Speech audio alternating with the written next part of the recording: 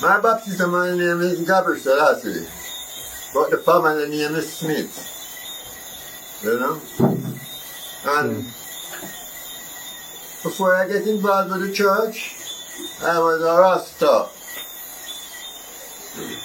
I was young in the Rasta movement, but I know the Rasta movement have a link with Ethiopia.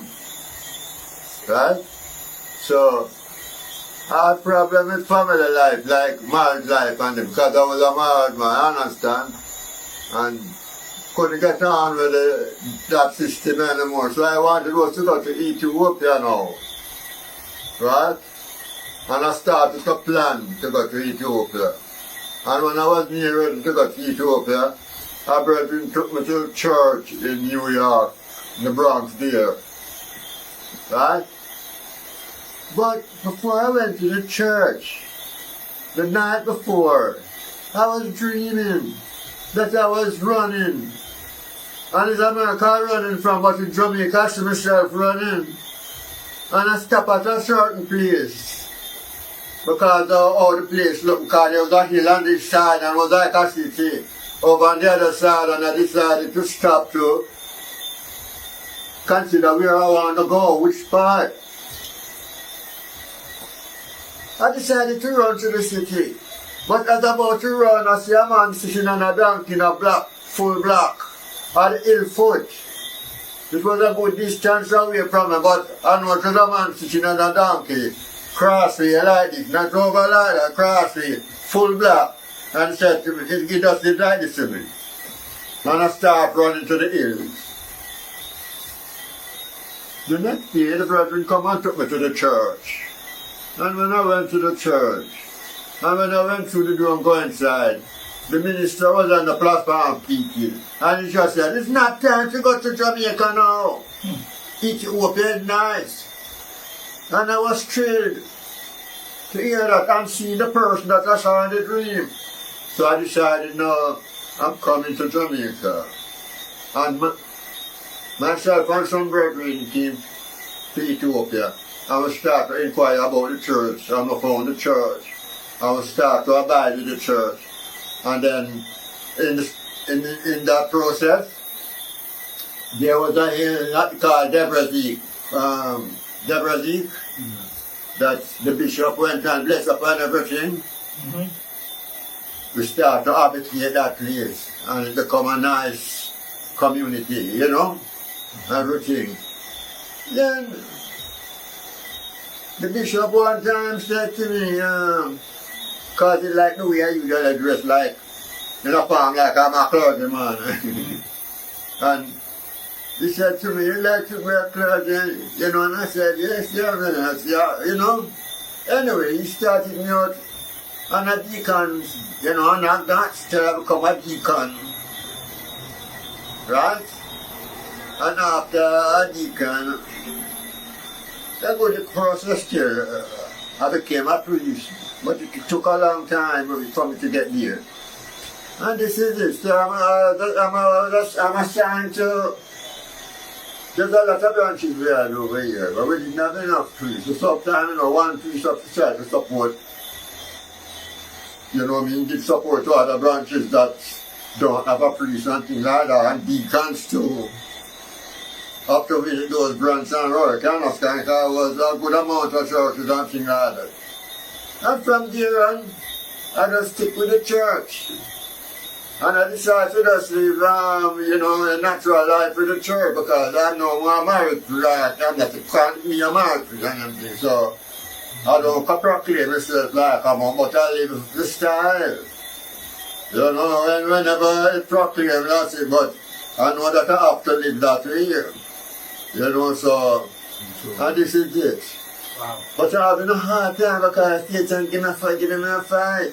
I have to say Satan, I can't do it, you understand? All kind of bad things happen, you know, in the process. I get blind, I'm going deaf, and I'm having problem twice with all my foot and them thing and movement, you know what I mean? And I know it's just a suffering because this is how it is. But there was a thing that happened one time with the church. that I'm worried, you know, with the Anglican Church. Because we had some priests there that was very unruly, and especially to the bishop. You know, I don't know what was their motive and things like that. And they had fuss with the bishop not only in Jamaica, but all in New York too. Right? So they decided to find the bishop and they went to link up with the Anglican Church.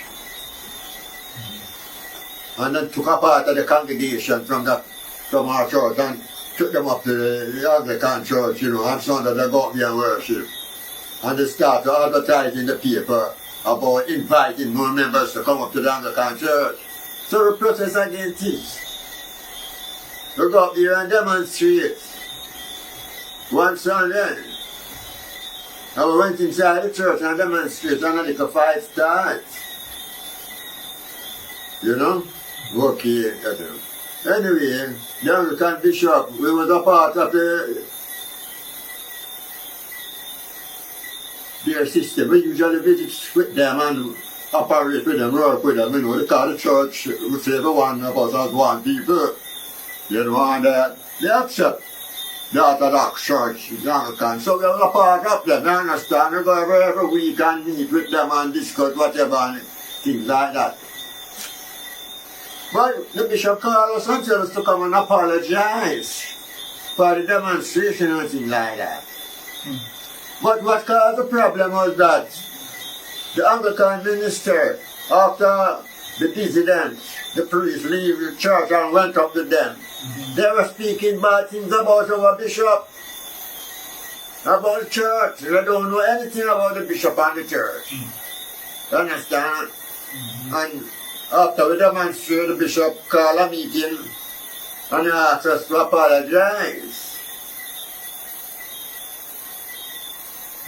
I said to him, because I was in administration, not assistant, and I was the person who had to go and deal with him. I said to him, if your Anglican priest apologize, then we will apologize, because he started it. He was talking bad things about our bishop in the paper. And things that are not true lies. So I said to the Anglican bishop, we will apologize if your priests apologize, because they were the one who started it. We wasn't sending a bad name. The 2 priests leave the church. And I said to myself, look, there should be like a father who sees some children come to their home and they know that their father and their parents is down there. And you don't call the parents and discuss and say, what happened, your kids are doing what's wrong, you understand? They just take side with the kid, with the children, them and start to curse. So, we didn't see that right. So anyway, we just take it like that. He said, if you apologize, we write it in the Guinness Book of Records. But he didn't say if you don't, what they would do. But I already know in my mind what they can do. So, I just see it like that, man. Don't come to the fervor and the flesh. You come to dead. You come to the spirit time and there, but we have to be doing good work. So I don't care about that. I don't know the relationship, what it is like now. You know? But the dissident them, they get the privilege to come back to the church. And they still, I don't think they're still operating in the right form.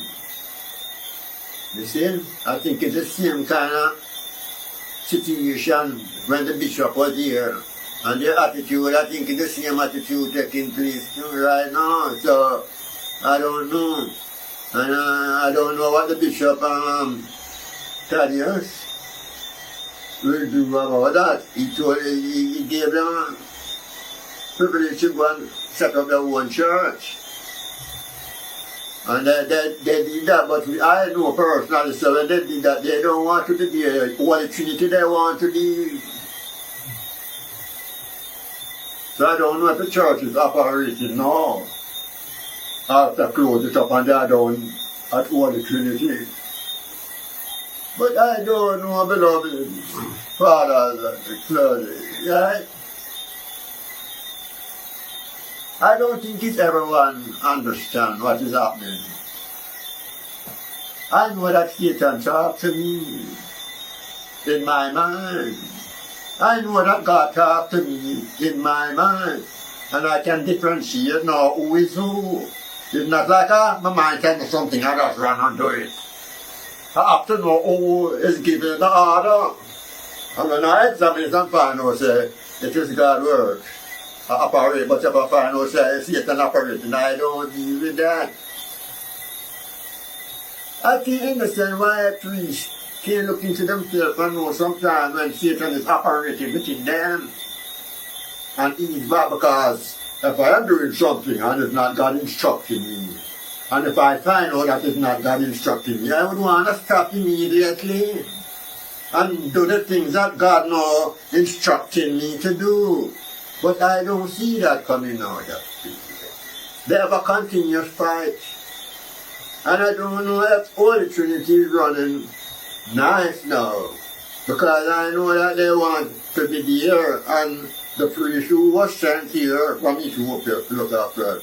I hope he's having a good nice time doing his work and not having a problem with them. Uncle Ibi can't tell me about that guy, he's there all the time. But I'm not really concerned about them, you know. You just want the church to just move on. That is what our concern is, because we don't know fight, because that's why, like I said, if I fight, it's not God's will for me to get involved in that, so I'm not going to do that. I would probably say something out of my mouth that no one could understand, so no, that's wrong, and it's up, but the fighting. So I'm glad to up here, you know, St. Gabriel branch, it kind of just make things just move in an umbilical way, you know. So I'm happy to know that Father is still selling neighborhoods among us, so it can work and get a church, you know what I mean, and have it running nicely and everything. But I don't know how long I'm going to last for in the church, because like I said, I went for tribulation coming down and blind, deaf, you know what I mean. They don't really stop me from doing what I want, but I know that if I get something else, you know, so I'm just praying that nothing else come up on me. But I'm happy and alright, otherwise from that, beloved.